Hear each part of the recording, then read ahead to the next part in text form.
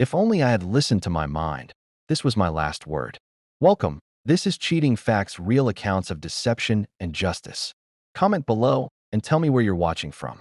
I'm here to share true stories of betrayal and how people found their way through to the other side. My name is Michael, and I've been married to Victoria for 8 years. Or at least, I thought I knew who I was married to. Victoria worked as a marketing coordinator at Pemberton Financial, a mid-sized investment firm downtown. She'd been there for 3 years, and I was proud of how dedicated she was to her career. Her boss, Richard Pemberton, was the company owner's son, smooth, wealthy, and unfortunately for me, completely without moral boundaries. The first sign something was wrong came about 6 months ago. Victoria started working late more frequently, sometimes not getting home until after 9 p.m. When I'd ask about her day, she'd give vague answers about important client presentations and strategic planning sessions. The woman who used to share every detail of her workdays suddenly became guarded and distant. Then came the business trips. Victoria had never traveled for work before, but suddenly she was attending conferences and training seminars. Every few weeks, she'd leave on Friday afternoons and return Sunday evenings, exhausted and oddly secretive about where she'd been. When I suggested maybe I could join her sometime, she quickly shut down the idea, claiming these were strictly professional events. The real red flag was her phone behavior. Victoria had always been casual about her phone, leaving it around the house, asking me to check messages for her when she was busy. But suddenly, that phone was glued to her side. She'd take it to the bathroom, sleep with it under her pillow, and jump nervously whenever it buzzed. She changed her passcode and started receiving calls late at night that she'd answer in another room, speaking in hushed tones. One evening, I decided to pay attention to the pattern. Victoria claimed she was working late again, but when I called the office number at 7:30 p.m., the automated system said the office was closed and had been since 5 p.m. When she came home at 9:45, she insisted she'd been in meetings that ran over and hadn't heard her office phone. That's when I started documenting everything. I kept a simple notebook recording times, dates, and inconsistencies in her stories. I noted when she claimed to be at work versus when the office was actually open. I tracked the frequency of her business trips and started researching whether the conferences she mentioned actually existed. Most of them didn't. The breakthrough came when Victoria left her laptop open while she showered. I wasn't proud of what I was about to do, but 8 years of marriage and the mountain of lies demanded answers. Her email was still logged in, and I quickly scanned her recent messages. What I found made my stomach drop. There were dozens of emails between Victoria and Richard, and they definitely weren't about marketing strategies. The messages were intimate, planning secret meetups, and discussing hotel reservations. One email from 3 weeks prior made everything clear. Can't wait for our weekend in Chicago. Hotel reservation is under my name. Presidential suite, as promised. V. You make these business trips worth taking. I took photos of the emails with my phone, hands shaking as I captured the evidence. There were months of communications, dating back to last November. They'd been careful to delete most text messages, but email seemed to be their primary communication method for planning their affair. But I needed more than just emails. I needed something indisputable. The following week, Victoria announced another business trip to Chicago. She'd be leaving Friday afternoon and returning Sunday evening. This time I was ready. I took a personal day from work and followed her to the airport. Instead of catching a flight to Chicago, I watched Victoria meet Richard in the departure area. They embraced in a way that left no doubt about their relationship. And then they boarded a flight to Miami together. I had photos of everything. While they were gone, I used the time to dig deeper. I contacted a friend who works in private investigation and asked for advice on gathering evidence legally. He suggested checking our phone records and financial statements for unusual patterns. What I discovered was infuriating.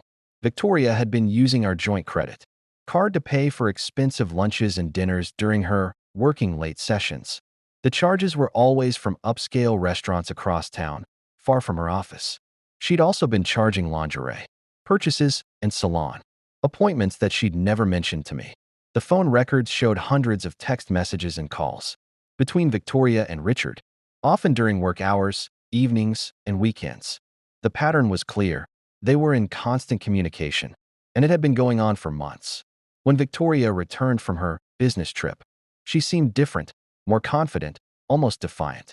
She barely made eye contact with me and spent most of Sunday evening on her phone. That night, I made my decision. It was time to confront both of them, but I was going to do it strategically. First, I consulted with a divorce attorney to understand my rights and options. I learned that evidence of adultery could impact divorce proceedings, especially regarding spousal support. The attorney advised me to document everything and gather as much proof as possible before confronting anyone.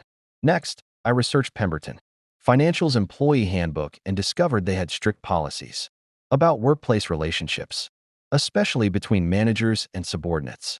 Romantic relationships between supervisors and employees were explicitly prohibited and could result in immediate termination. On Monday morning, I called in sick to work and drove to Victoria's office building.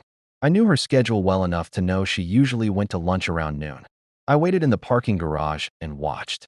Sure enough, at 12:15, Victoria and Richard left the building together, got into his expensive BMW, and drove to the same upscale restaurant I'd seen charged to our credit card. I followed them at a distance and parked, where I could observe them through the restaurant's windows. The way they held hands across the table, the intimate conversation, the kiss they shared, when they thought no one was watching. I captured all of it on video with my phone. That evening, I was ready for the confrontation. When Victoria walked through our front door at 7:30, claiming she'd been stuck in meetings all day, I was waiting in the living room with printed copies of the emails, credit card statements, phone records, and photos from the restaurant. "Victoria, we need to talk," I said, gesturing to the evidence spread across our coffee table. Her face went completely white when she saw the papers. For a moment, she tried to deny everything, claiming the emails were taken out of context and the photos were misleading. But the evidence was overwhelming, and eventually, she broke down and confessed. The conversation was painful but necessary. Victoria admitted the affair had been going on for 7 months. She claimed it started innocently with business dinners, but escalated when Richard began pursuing her aggressively. She insisted she never meant for it to happen, but she was flattered by the attention and excited by the lifestyle Richard could provide. What hurt most was her honesty about why she'd chosen to continue the affair. Richard had promised her a promotion, expensive trips, and a future that I apparently couldn't provide.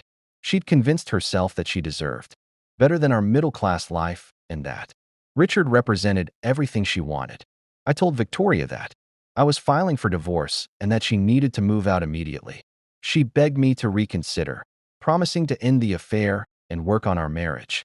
But the trust was completely shattered. 8 years of marriage couldn't be rebuilt on a foundation of 7 months of lies and betrayal.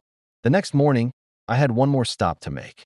I requested a meeting with the HR director at Pemberton Financial, Margaret Chun. I presented her with copies of all the evidence I'd gathered, explaining that 2 of their employees were involved in a relationship that violated company policy. Margaret was professional, but clearly concerned about the liability issues this created for the company. The investigation was swift and thorough. Within a week, both Victoria and Richard were terminated for violating the company's workplace relationship policy and for using company resources to facilitate their personal affair. The hotel reservations, restaurant charges, and business trip arrangements had all been processed through company accounts. Richard's termination was particularly devastating for him because his position wasn't just a job, it was his intended inheritance path in his father's company. His affair with Victoria cost him his career trajectory and damaged his relationship with his family. Victoria tried to contact me several times after she was fired, alternating between anger and desperation. She blamed me for ruining her career and her relationship with Richard, claiming I was vindictive and petty. She apparently expected me to quietly accept her betrayal and allow her to continue her double life indefinitely. The divorce proceedings moved quickly once Victoria realized I had documented evidence of her adultery. Her attorney advised her to accept the settlement terms rather than risk a public trial where all the evidence would become part of the court record. 6 months later, I'm living in a smaller apartment, but feeling more peace than I'd experienced in years. The betrayal was devastating, but discovering Victoria's true character was ultimately liberating. I realized I'd been married to someone who was willing to lie, cheat, and manipulate to get what she wanted. Victoria and Richard's relationship didn't survive the consequences of their affair.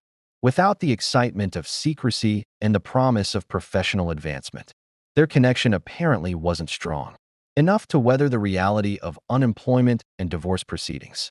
They broke up within 2 months of losing their jobs. The most satisfying part wasn't the revenge.